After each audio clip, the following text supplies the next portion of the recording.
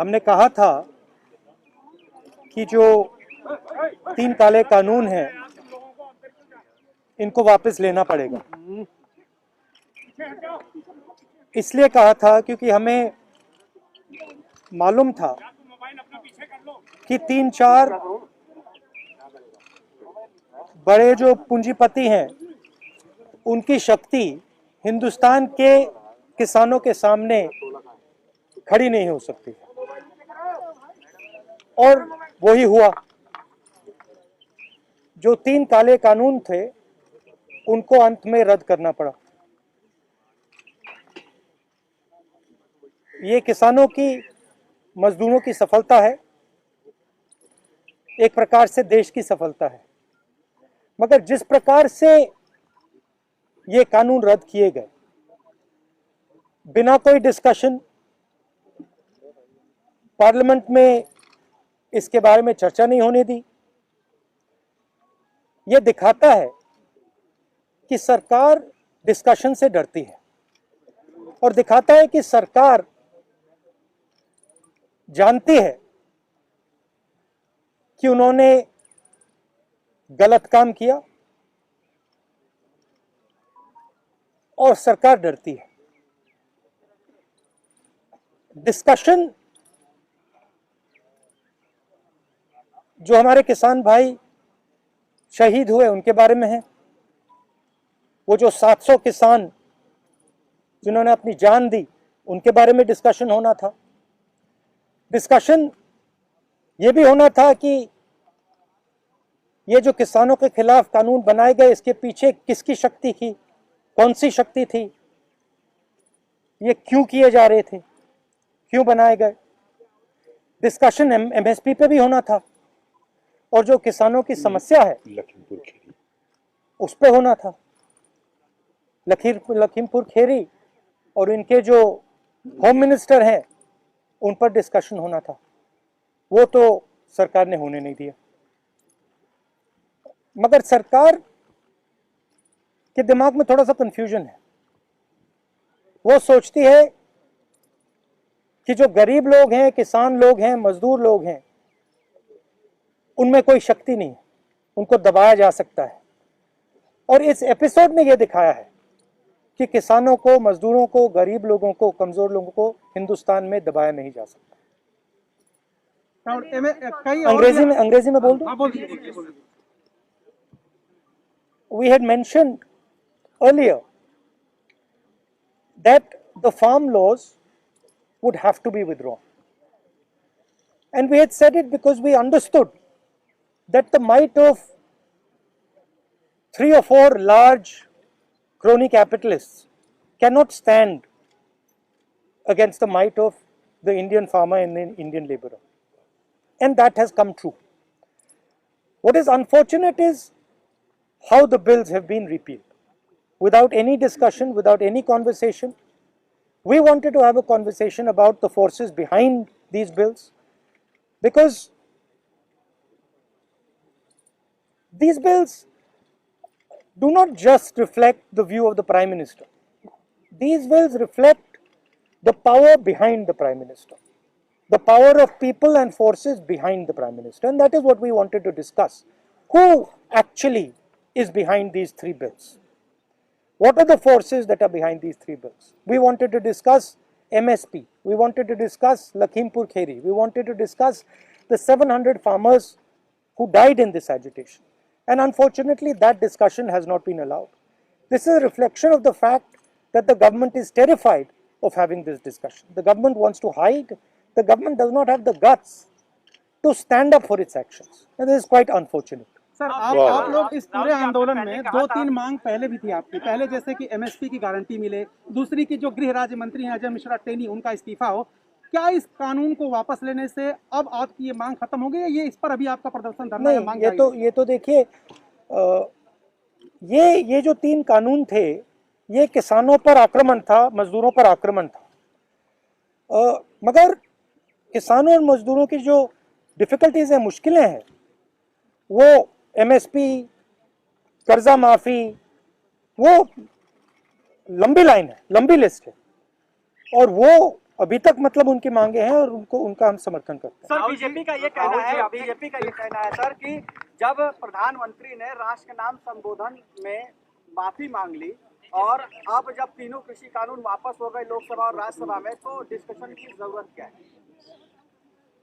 तो फिर सांसद की क्या जरूरत है, उसको बंद कर देते हैं, बंद ही कर दो। फिर प्राइम मिनिस्टर को जो कहना है कह दें, जो कानून बनाने बना दें, तो इसका क्या मतलब है?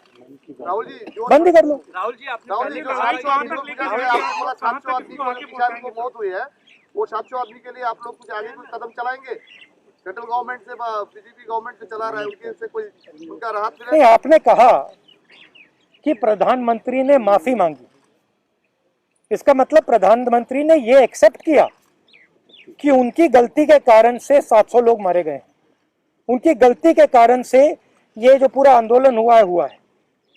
तो फिर अगर उन्होंने गलती एक्सेप्ट कर ली है तो फिर कॉम्पनसेशन देना तो पड़ेगा। राहुल जी, आपने पहले कहा था कि तीनों कृषि कानून वापस लेने होंगे, सरकार ने अंतोगत्वा ये बिल वापस ले लिया। अब सवाल ये है,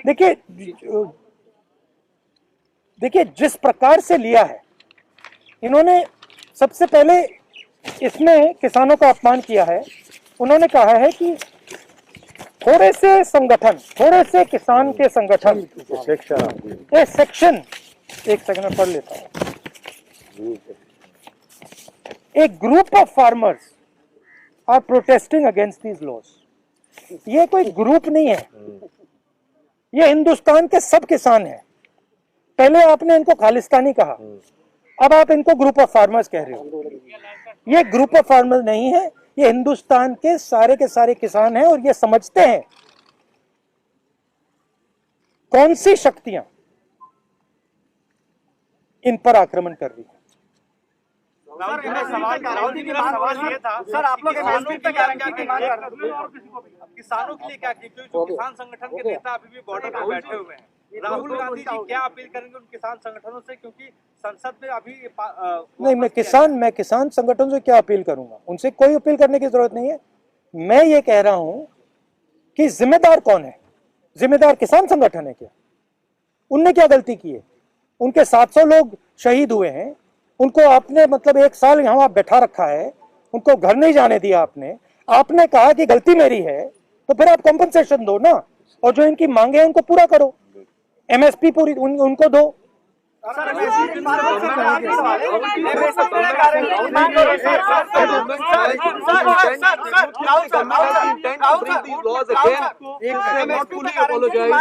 भैया देखिए, रुकिए ना भैया, आपने पूछ लिया, अब बाकी लोग भी बैठे हैं यहाँ पे। Sir, आपको their intent is not yet clear, you know, since they have not agreed to all the demands, and you think they will Look, bring this is them not again? this is not an isolated event. This is the thing to understand. Just now, one of our journalists was asking me the question, why Parliament should exist. Right? He does not even understand the question he is asking. Because this entire instrument is captured by the same forces that are pushing the farm bill. It is the same forces that carried out demonetization. It is the same forces that put a floor GST. It is the same forces that didn't give any money to the poor people during COVID. So the question is not whether the government is going to try to pass these farm laws again. The question is that the government is captured by a group, by an interest that is against the poor people of this country. They will do whatever can be done to damage the future of the poor people of the country. So is it because UP and Punjab the government was supposed to take a decision? Sorry? And where was the government decision on repeal taken because of UP and Punjab polls? And what do you plan to do about the MSP? You'll be asked The decision was taken by the government because the government could not face the power, the strength of the Indian people represented in this case by the farmers and the laborers. Of course, the idea that UP elections are near, that must have played something in their mind. Sir, what about Last question. Sir, Do you still doubt the intention of the government? Because government is saying that they are fully in support of the farmers. That's why they are repealing the laws. Do you still doubt the intention So of if the government? if they were fully in support of the farmers, what were they doing for the last 1 year? Why did it take 700 dead Kisans for them to repeal these laws? Why is the Prime Minister apologizing for what? If they've done nothing against the farmers, why is he apologizing? And on whose behalf is he apologizing? So the intention is bad. And as I mentioned just now, it is not, I mean, the Prime Minister is an instrument of these forces. The Prime Minister is the tool of these forces. These forces sit behind the Prime Minister. These forces capture the media and they pass laws like the farm laws. They do demonetization and they are inimical to the future of this country. Thank you very much.